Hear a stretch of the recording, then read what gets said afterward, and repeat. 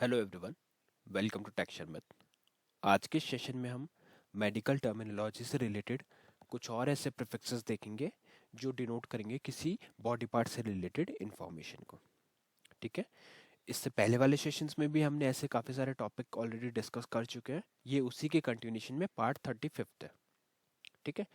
अब जो लोग डायरेक्टली इस सेशन को रेफर कर रहे हैं उनके लिए जस्ट मैं एक बार प्रीफिक्स की डेफिनेशन रिपीट कर देता हूँ कि प्रीफिक्स क्या होता है, क्योंकि बिना प्रीफिक्स की डेफिनेशन क्लियर हुए हम इस सेशन को कंटिन्यू नहीं कर सकते। ठीक है।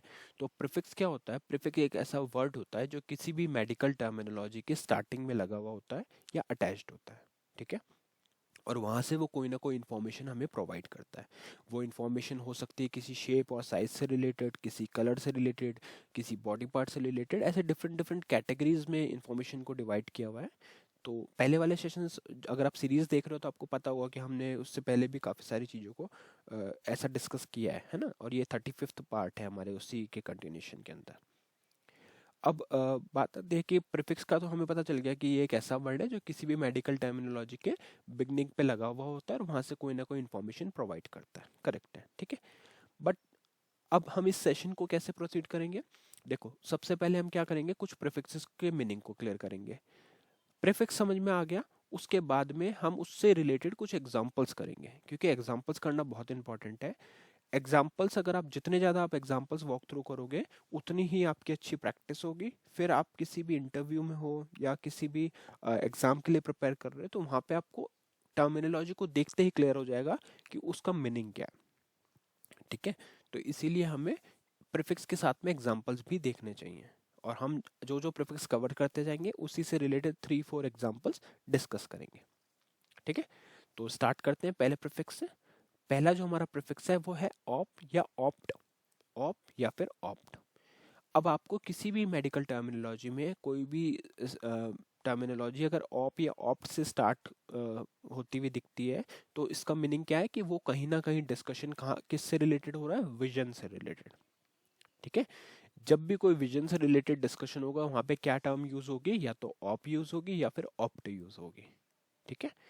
अब एग्जांपल्स देखते हैं। ये तो देखो, डेफिनेशन तो क्लियर हो गई कि ठीक है, जहां भी हमें कहीं भी ऑप लिखा हुआ दिखा स्टार्टिंग में या ऑप्ट लिखा हुआ दिखा तो उसका मतलब है विजन से रिलेटेड कोई ना कोई डिस्कशन है। बट एग्जांपल्स जब देखेंगे तब और क्लैरिटी आएगी। तो एग्जांपल देखते हैं। पहला एग्जांपल है ऑप्टिशियन। ऑप्टिशियन, ऑप्टिशियन क्या होता है? देखो, ऑप्टिशियन में क्या है? स्टार्टिंग में ओपी है ना। तो ओपी क्या है? हमारा प्रीफिक्स है जो रिप्रेजेंट कर रहा है विजन को। अब देखते हैं कैसे विजन इसमें यूज हो रहा है। तो ऑप्टिशियन क्या होता है? A health care professional who designs, fits and dispenses lenses for the correcting vision. ठीक है। तो ये एक ऐसा हेल्थ केयर प्रोफेशन होता है जो क्या करता है? डिजाइन करता है लेंस को, फिट करता है, डिस्पेंस करता है। किस लिए? विजन को करेक्ट करने के लिए। तो उसको हम क्या बोलेंगे? उसको हम बोलेंगे ऑप्टिशियन। ठीक है। क्या बोलेंगे? ऑप्टिशियन। ऑप्टिशियन क्या होता है? एक ऐसा हेल्थ केयर प्रोफेशनल होता है जो लेंस को डिजाइन करता है, लेंस को फिट करता है, लेंस को डिस्पेंस करता है। किस रीजन की वजह से? Correcting vision. विजन को करेक्ट करने के लिए ये सब टास्क वो परफॉर्म करता है और उस प्रोफेशनल को हम बोलते हैं ऑप्टिशियन। तो यहाँ पे देखो, विजन से रिलेटेड डिस्कशन है इसलिए हमने क्या प्रीफिक्स यूज किया? ऑप यूज किया, ऑप्ट यूज किया। ठीक है। नेक्स्ट एग्जांपल देखते हैं। नेक्स्ट एग्जांपल है हमारे पास ऑप्टोमेट्रिस्ट। ऑप्टोमेट्रिस्ट क्या होता है? A health care professional trained to provide primary eye care including vision testing and correction and the diagnosis and management of certain eye condition. तो ये भी एक क्या है? ट्रेंड प्रोफेशनल होता है हेल्थ केयर का, जो क्या करता है? प्रोवाइड करता है प्राइमरी आई केयर, आई केयर का ट्रीटमेंट प्रोवाइड करता है ना। और इंक्लूडिंग विजन टेस्टिंग, विजन का टेस्ट जो भी आपके आई टेस्ट वगैरह होते हैं वो यही प्रोफेशनल करता है, ऑप्टोमेट्रिस्ट। उससे रिलेटेड कोई अगर डिजीज है तो उसके मैनेजमेंट करना, उसको डायग्नोस करना, ये सारी चीज़ें कौन करता है? ऑप्टोमेट्रिस्ट। तो डेफिनेशन यही है, a health care professional trained to provide primary eye care including vision testing, correction and diagnosis and management of certain eye conditions। तो उसको क्या बोलेंगे? उसको बोलेंगे ऑप्टोमेट्रिस्ट। थर्ड एग्जाम्पल अगर हम देखें तो वो है ऑप्टोमेट्री। अब आप इसको रिलेट कर सकते हो ऊपर वाले से, है ना, ऑप्टोमेट्री। तो ये क्या लिखा है? The practice of profession of examining the eyes for defects of vision and prescribing corrective lenses और अदर ट्रीटमेंट।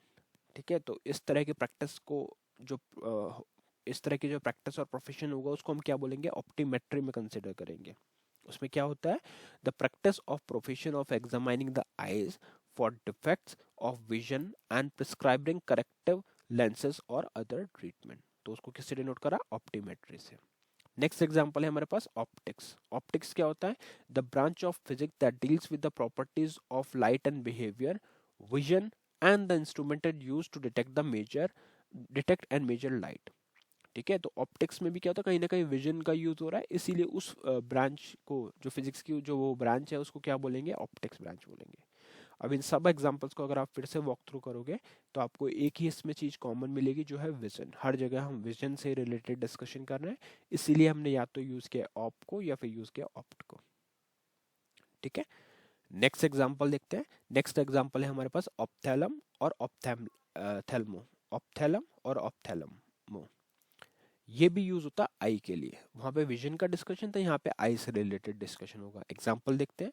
ऑप्था ऑप्थैल्मोस्कोप। ऑप्थैल्मोस्कोप वो क्या होता है, एक इंस्ट्रूमेंट होता है, an instrument used for examining the interior structure of eye. जो आई के इंटीरियर स्ट्रक्चर को एग्जामाइन करने के लिए यूज में लेते हैं, उसको क्या बोलेंगे, ऑप्थोमेलोस्कोप। ऑप्थोमेलोस्कोप। ठीक है, नेक्स्ट जो एग्जांपल है हमारे पास वो है ऑप्थोमेलॉजी। ऑप्थोमेलॉजी का मतलब क्या हुआ, the branch of medicine concern with the study and treatment of I disorder. तो जो वो ब्रांच मेडिसिन की जो किससे कंसर्न्ड है, study of I and treatment of I disorder. ठीक है, तो आई से रिलेटेड जो भी स्टडी कर रहा है उसके ट्रीटमेंट या डिसऑर्डर से रिलेटेड जो डिस्कशन हो रहा है, जो स्टडी कर रहा है, उसको हम क्या बोलेंगे, उस ब्रांच को हम बोलेंगे ऑप्थोमेलॉजी। ऑप्थोमोलॉजी। ओके, नेक्स्ट एग्जांपल है हमारे पास ऑप्थोमोलोप्लीजिया। ऑप्थोमोलोप्लीजिया का मतलब क्या हुआ, पैरालिसिस और weakness of the muscles that controls eye movement. ठीक है, तो हमारे जो आईज होते हैं उनके कुछ ऐसे मसल्स होते हैं जो क्या करते हैं, मूवमेंट को कंट्रोल करते हैं, है ना। अगर वहाँ पे कोई पैरालिसिस या वीकनेस होती है तो उसको हम किस कंडीशन से डिनोट करेंगे, उसको डिनोट करेंगे ऑफ्थो ऑफ्थो ऑफ्था ऑफ्थोलोमोप्लीजिया। ऑफ्थोलोमोप्लीजिया। ठीक है, लाइकवाइज अगर नेक्स्ट एग्जांपल देखें जो है ऑफ्थालोप्लेजिक माइग्रेन। इसका मतलब क्या हुआ, a rare type of migraine headache characterized by temporary paralysis or weakness of the muscles that control eye movement। तो उसको हम किससे डिनोट करेंगे, ऑफ्थोमोलोप्लीजिया माइग्रेन। ठीक है, तो ये सारे एग्जांपल्स अगर वॉक थ्रू करें वापस से तो कॉमन क्या मिला आपको, आई। हर जगह पे कहीं ना कहीं आई से रिलेटेड डिस्कशन हो रहा है, इसलिए हमने यूज किया ऑप्थोमेलो। ठीक है, नेक्स्ट एग्जांपल या नेक्स्ट प्रीफिक्स देखते हैं जो है ऑर्काइट और ऑर्क्यो। ये किस लिए यूज होता है, ये यूज होता है डिनोट करने के लिए टेस्टिस को। ठीक है, तो जहां भी डिस्कशन टेस्टिस से रिलेटेड होगा तो वहां पे क्या यूज करेंगे, ऑर्किड या ऑर्क्यो।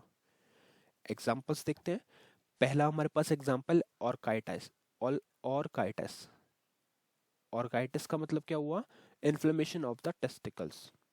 ठीक है, किसी भी मेडिकल कंडीशंस की वजह से अगर टेस्टिकल्स में इन्फ्लेमेशन होता है तो उस कंडीशन को हम क्या बोलेंगे, ऑर्काइटिस। ठीक है, नेक्स्ट एग्जांपल है हमारे पास ऑर्क्योपेक्सी। ऑर्क्योपेक्सी का मतलब क्या हुआ, surgical fixation of the undescended testicles into the scrotum. तो उस कंडीशन को हम किससे डिनोट करेंगे, उसको डिनोट करेंगे ऑर्क्योपेक्सी से। आपने नोटिस किया होगा कि जहाँ भी पैक्सी वर्ड आता है वहाँ पे हम फिक्सेशन कर रहे होते हैं, सर्जिकल फिक्सेशन। तो देखो अपन जब से अपन एग्जांपल्स कवर कर रहे हैं तो अपने को बहुत सारी चीज़ें क्लियर हो गई। जैसे हमने पैक्सी का मीनिंग देखा कि पैक्सी जहाँ भी होता है वहाँ पे फिक्सेशन हो रहा है। फिर हमने एक्टमी का देखा था कि एक्टमी जहाँ पे भी आता है उसका मतलब हो गया कि सर्जिकल रिमूवल हो गया। तो इसी तरह से जैसे जैसे हम एग्जाम्पल पढ़ते जाएंगे तो हमारी ये सारी चीज़ें क्लियर हो जाएगी। और जब फिर हम मेडिकल कोडिंग को प्रॉपरली प्रोसीड करेंगे पढ़ना तो आपको ये सब चीज़ें पहले से पता होगी। ठीक है, इसीलिए हम एग्जाम्पल्स कर रहे हैं। थर्ड एग्जाम्पल है हमारे पास ऑर्किडोमीटर। इसका मतलब क्या हुआ, a medical instrument use to measure the size of the testicles. तो उसको हम क्या बोलेंगे, ऑर्किडोमीटर। ठीक है, नेक्स्ट एग्जांपल है हमारे पास ऑर्कियोएक्टमी। देखो अभी हमने बात किया था सर्जिकल रिमूवल वाला, तो वही आ गया ऑर्कियोएक्टमी, जिसमें surgical removal of one or both testicles also known as castration or orchidectomy, orchidectomy, ठीक है। तो ये इन सब में कॉमन मिला टेस्टिक्स। हर जगह पे कहीं ना कहीं टेस्टिकल से रिलेटेड ही डिस्कशन है, इसलिए हमने प्रीफिक्स यूज किया ऑर्किडो या फिर ऑर्कियो, ठीक है। तो आज के सेशन के लिए यही 3 प्रीफिक्स थे जो मुझे आपके साथ डिस्कस करने थे।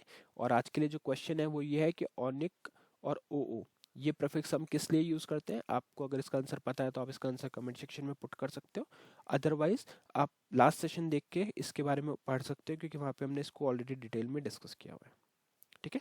तो इस सेशन के लिए इतना ही था, नेक्स्ट सेशन में बाकी टॉपिक डिस्कस करेंगे। So thank you for watching टेक्शन में।